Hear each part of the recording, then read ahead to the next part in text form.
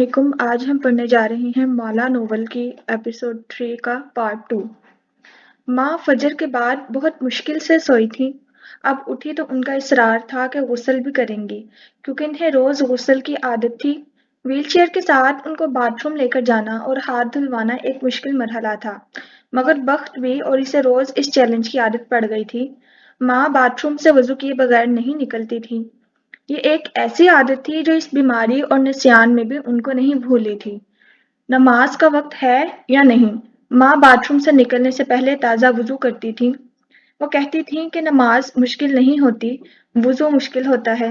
وضو کر رکھا ہو تو جس وقت انسان اذان سنے آسانی سے نماز پڑھ لے۔ وہ اب ماں کے سامنے روزے کا ذکر نہیں کر رہے تھے۔ ماں خود بھی رمضان کو بھولے ہوئے تھیں۔ اگر یاد آ جاتا تو روزہ رکھنے کی ضد کرتی۔ معید اور کشمالہ ویسے بھی ڈائٹ فوڈ کھاتے تھے، ملازم روزہ نہیں رکھتے تھے، ہر ایک کے پاس اپنا بہانہ تھا۔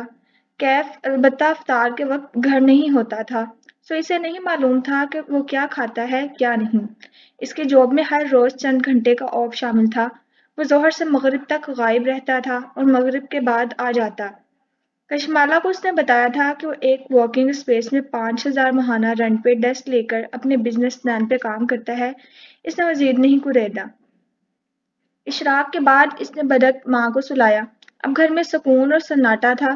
وہ گھر کا جائزہ لینے باہر آئی تو دیکھا کیف کلین کچن میں سامنے سٹول پر بیٹھا ہے، کونیا کاؤنٹر پہ رکھے وہ موبائل پہ سر جھکائے ہوئے ہے۔ ماں کو مرد ملازموں کا کلین کچن میں بیٹھنا سخت ناپسند تھا، لیکن کیف کا اگر موڈ ہوتا اور ماں سامنے نہ ہوتی تو وہ بڑی ڈھٹائی سے وہیں بیٹھ جاتا تھا۔ کچھ نہ ڈر سا تھا اس نوجوان میں۔ وہ ہلکا سا کھنکھاری۔ گڈ مارننگ باس، کیف نے سر اٹھائے بغیر کہا۔ سنجیدگی سے وہ فون پہ کچھ دیکھ رہا تھا۔ چھوڑتا وہ اب چہرہ موڑے کھڑکی کو دیکھنے لگا۔ بارش میں تیزی آ گئی تھی، بوندیں اب تڑتڑاتی ہوئی شیشے پر گر رہی تھی۔ کیا اس نے پولیس سے رابطہ کیا؟ پولیس؟ وہ طنز سے ہنسی اور سر جھٹکا۔ پولیس باڈی گارڈ کچھ نہیں کر سکتے کیونکہ ماہی نے بھیگی آنکھیں اٹھا کے ان کی آنکھوں میں دیکھا۔ کیونکہ میرا خیال ہے کہ جو اس کا تعاقب کر رہا ہے وہ انسان نہیں ہے۔ چند لمحے کے لیے ساری مسجد میں سناٹا چھا گیا۔ کبھی کوئی گھر کا شیشہ توڑ جاتا ہے، کبھی کتابیں ہلا دیتا ہے، کبھی گھر میں خون کے چھینٹے آتے ہیں، کبھی پانی کے۔ اسے مسلسل محسوس ہوتا ہے کہ کوئی اس کا تعاقب کر رہا ہے۔ ان ساری باتوں کو سن کے آپ کے ذہن میں پہلا خیال کس چیز کا آتا ہے؟ وہ دو الفاظ کہنے کی ہمت اس کے اندر نہیں تھی۔ اگر وہ کہہ دے گی تو وہ سچ ہو جائیں گی۔ یہ سب ایک ہی چیز کی نشانی ہے۔ ڈاکٹر رائد نے ایک افسوس بھری گہری سانس لی۔ سحر الاسود، کالا جادو۔ اور ماہی کو لگا وہ دو الفاظ آج امر ہو گئے ہیں، وہ دو الفاظ جن سے وہ ہمیشہ ڈرتی تھی۔ اس نے کرب سے آنکھیں بند کر لیں۔ ایک آنسو پلکوں کی باڑ عبور کرتا نیچے گرا اور اسکارف میں جذب ہو گیا۔ یہ ایک سٹوپڈ پرندہ ہے کیف۔ وہ آنکھیں چھوٹی کر کے بغور کشمالہ کے تاثرات کا جائزہ لے رہا تھا۔ وہ الجھی ہوئی لگ رہی تھی۔ وہ پرندہ ڈرائیو وے کے اوپر سے اڑتا ہوا گیٹ پہ بیٹھا۔ اس کے بیٹھنے سے پہلے وہاں خون نہیں تھا۔ ہو سکتا ہے پرندہ زخمی ہو۔ ایسی صورت میں گیٹ پہ بھی خون ہونا چاہیے تھا، جبکہ گیٹ صاف تھا۔ آپ نے کبھی لاہور میں اس شکل؟ اور کشمالہ کی نظروں نے فوٹیج میں کسی انسان کو تلاش کرنا چاہا، مگر یہاں تو کوئی نہیں ہے۔ غور سے دیکھے۔ کیف نے موبائل اس کے سامنے رکھ دیا اور جیب میں ہاتھ ڈالا۔ اس نے دوبارہ اسکرین کو دیکھا۔ گیٹ کے اوپر ایک بڑا سا پرندہ بیٹھا تھا۔ یہ تو پرندہ ہے، کیا یہ زخمی تھا؟ غصے کی جگہ چھمبے نے لے لی۔ کیف نے جیب سے رکھی تسبیح کو انگلیوں سے محسوس کیا اور ایک دانہ گرایا۔ اعوذ باللہ من الشیطان الرجیم، وہ بنا آواز کے بڑبڑایا۔ کافی؟ وہ ایک بھاپ اڑاتا کپ لیے میز تک واپس آئی تو ماہی نے چونک کے رخ پھیرا، پھر شکریہ کہتے ہوئے جلدی سے دونوں ہاتھوں میں کپ تھام لیا۔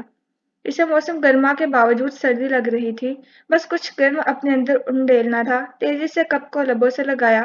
گرم مایا اس کی زبان جلا گیا۔ اب بتائیے ماہ بینا، وہ کیا چیز ہے جو آپ کو اللہ کے گھر کھینچ لائی ہے ماہ بینا؟ وہ اس کے سامنے بیٹھے پوری طرح متوجہ تھے۔ ماہی نے کپ نیچے رکھا۔ اس کے لپ ٹنٹ کا گلابی نشان کپ کے دہانے پہ لگ گیا تھا۔ وہ انگلی اس نشان پر پھیرنے لگی۔ دو الفاظ ہیں، لیکن انہیں کہنا بہت مشکل ہے۔ میں کہہ نہیں سکتی، اس ڈر سے کہ کوئی میرا یقین نہیں کرے گا۔ بھوری آنکھیں اٹھا کے انہیں دیکھا۔ وہ اب تک بھیگی ہوئی تھی۔ کیسے الفاظ؟ वो कप के धाने पर गोलाई में उंगली फेर रही थी।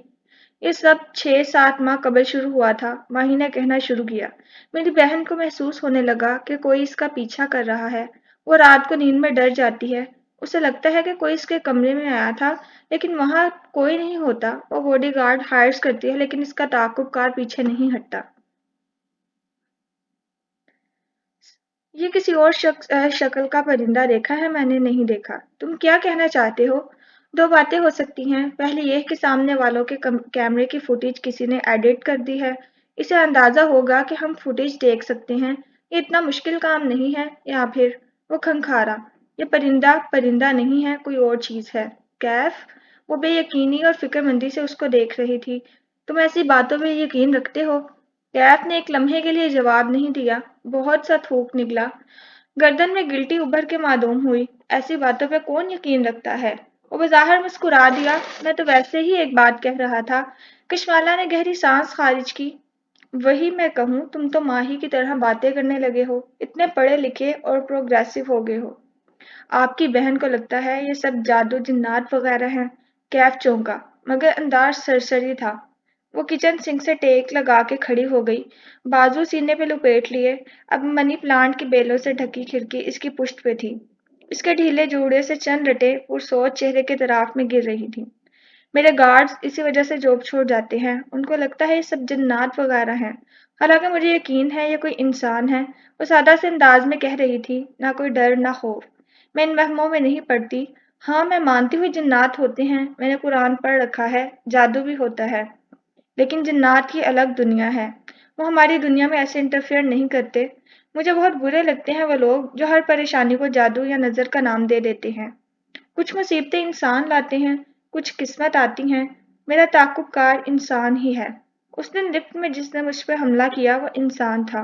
माहिर फरीद का लाइटर कोई जादुई चीज नहीं था। जी, आप दुरुस्त कह रही हैं। बहरहाल अब कैमरे लग चुके हैं।